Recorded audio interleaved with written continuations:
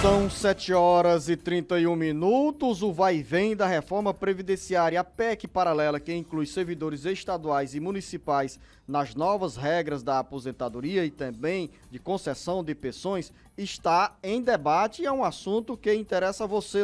Os detalhes com Carlos Silva. A PEC paralela da reforma da Previdência passou nesta quarta-feira pela quinta e última sessão de discussão em primeiro turno no plenário do Senado. Assim como o texto principal, a PEC paralela seguirá para a Comissão de Constituição e Justiça, a CCJ, para análise das emendas que já somam 168. A PEC 612/2019 contém novas regras para o acesso à aposentadoria e pensões, para o cálculo do benefício e para as alíquotas de contribuição. Também contém regras de transição para trabalhadores em atividade.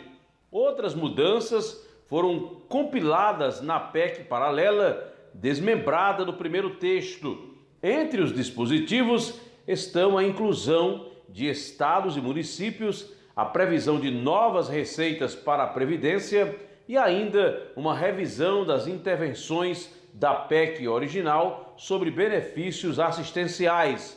A PEC paralela também prevê a reabertura por mais 6 meses do prazo para que servidores públicos deixem o regime próprio de previdência e migrem para o INSS e um sistema complementar. Quem fizer a opção ganhará um adicional que leva em conta o que já contribuiu para o regime próprio de serviço público, o benefício especial. Com informações dos bastidores da reforma previdenciária, para o Jornal Alerta Geral, Carlos Silva. São 7h33. Jornalista Beto Almeida, todos ficam na expectativa sobre essa nova discussão, esse novo debate travado no Senado em relação à reforma previdenciária. Afinal, o ano de 2019 foi dedicado quase com exclusividade em muitas votações na pauta da Câmara Federal e do Senado a essa reforma previdenciária que mexe com a vida de todos os brasileiros. E às vezes, né, Luciano, até confunde, porque é tanto vai e vem, vai para a CCJ, cumpre prazo, retorna, tem parecer, o parecer é analisado na CCJ, depois cumpre novamente outro interstício. Na realidade é o seguinte, esse vai e vem é realmente obrigatório para cumprir todos os prazos regimentais, porque essa mudança é tão impactante que ela é uma emenda à Constituição. Por isso que tem que ter todo esse cuidado para que depois não venha sofrer algum tipo de questionamento, algum tipo de judicialização. E aí tem um detalhe. A gente viu anteriormente o nosso correspondente falando que foram 77 emendas que foram aprovadas ao relatório do senador Tasso Gereissati. O que vai acontecer, Luciano? O senador Tasso Gereissati, para não complicar a votação do texto principal que veio da Câmara, a tendência é ele rejeitar todas as emendas que foram apresentadas. Todas essas 77. Ele rejeita e, ao mesmo tempo... Ou mais, Beto, foram, pela narrativa do Carlos Alberto, 168 emendas apresentadas. Não, mas que foram apresentadas, mas que foram aproveitadas certo, e incluídas. aprovadas. Aprovadas foram Sim. 77, tá certo? E agora passa pelo pente fino do senador Tasso Gereissati como relator da PEC paralela. Aí caberá ao senador, no relatório dele, que vai ser lido hoje, ele vai dizer se acata ou não essas 77 emendas incluídas no texto da reforma. O que ele vai fazer? A tendência é ele rejeitar essas emendas e depois incluir elas no texto da PEC paralela. Porque aí essas emendas elas vão ser discutidas no texto da PEC que está em tramitação e que vai lá para a Câmara dos Deputados. Aí é outro borogodó. Mas esse daí vai ser votado, pelo menos a parte principal da proposta, vai ser votada na terça-feira da semana que vem, na CCJ, e depois segue direto para a votação em plenário. São 7h36.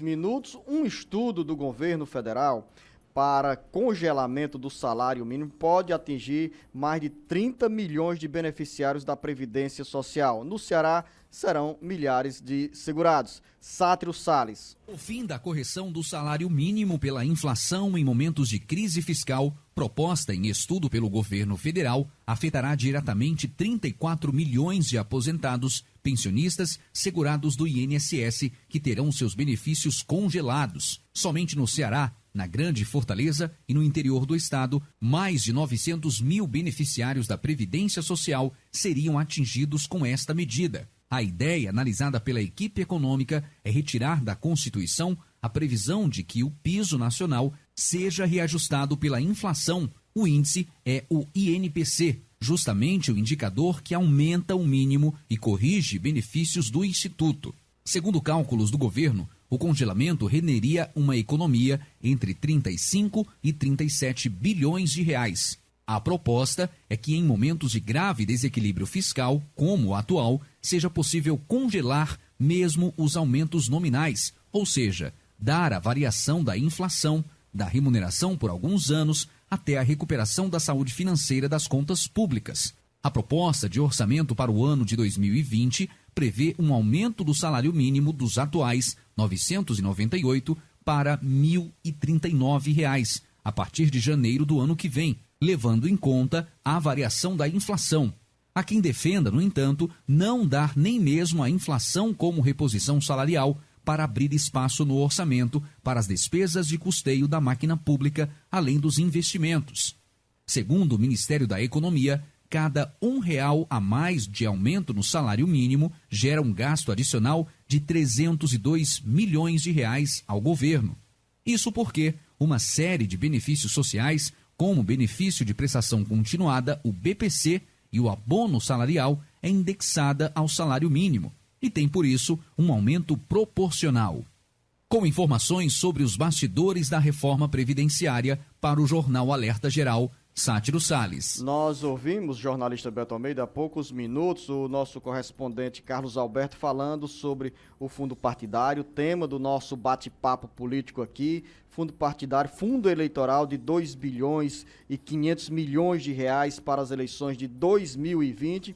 E agora chega o Sátiro para falar sobre a possibilidade de congelamento de salário mínimo, criando aí uma situação de aperto ainda maior. Claro, vamos colocar na subjetividade aqui, do ponto de vista da concretização dessa medida. Nesse momento, nós estamos falando sobre estudos que agradam a técnicos do governo federal e também a alguns setores parlamentares. Pois é, Luciano, são estudos, mas são estudos que o governo está aí engatilhando para ser aprovado este ano e, se houver brecha, para começar a valer já a partir de janeiro do ano que vem. Então não é uma coisa que está ali distante do horizonte, não. E eu vou te dizer uma coisa, é um verdadeiro golpe em cima do trabalhador brasileiro, da pobreza e principalmente, Luciano, dos aposentados e daqueles que hoje vivem dos benefícios sociais do governo, porque isso é uma proteção, os benefícios sociais pagos pelo INSS,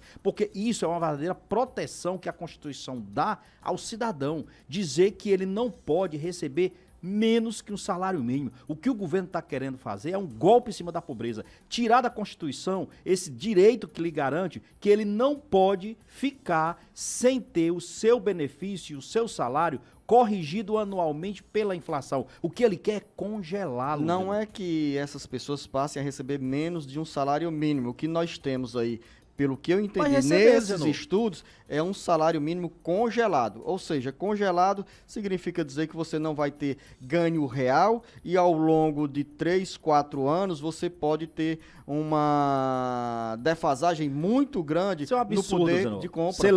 Você lembra que nos anos 90, qual era o grande desafio?